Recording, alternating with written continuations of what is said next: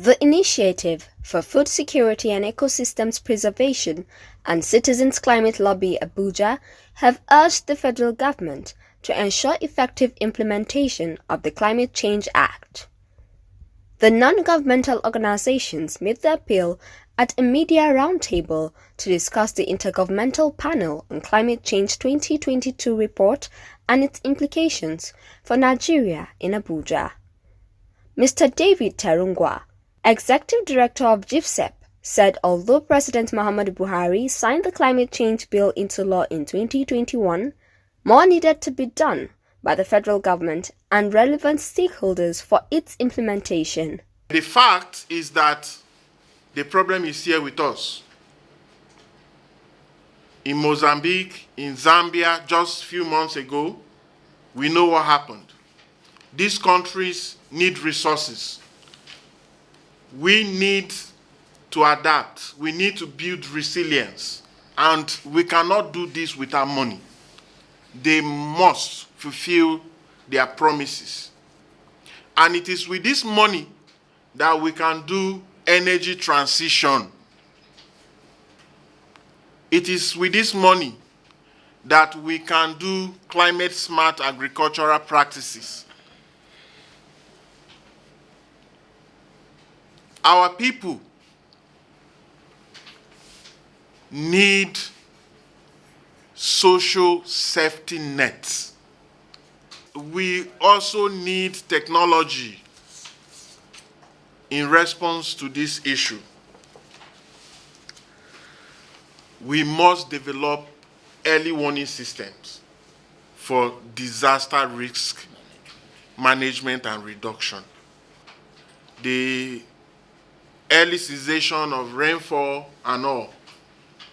If there is scientific report quick for our farmers and our people, they will adapt better and they will build resilience. Mr. Yahya Dengana, Group Leader, Citizens Climate Lobby, said that the law signed by the President needed to be implemented speedily.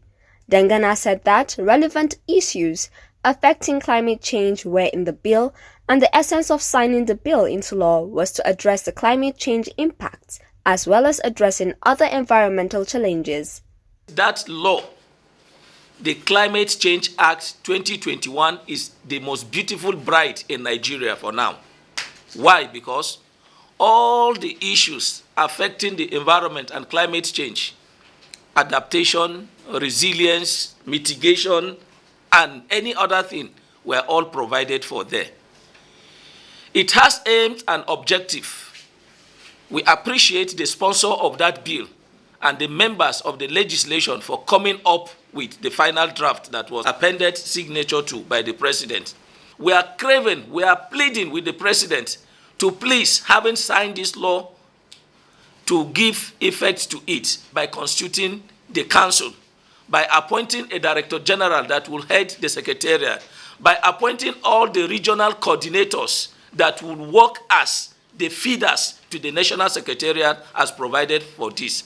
And also to look into the possibility of constituting a special court that will prosecute the violators of what will lead to degradation of environment. Professor Shuaib Hassan, Director, Center for Environmental Studies, University of Abuja, said that an effective measure to address climate change impact was to develop a robust policy to maintain green surroundings.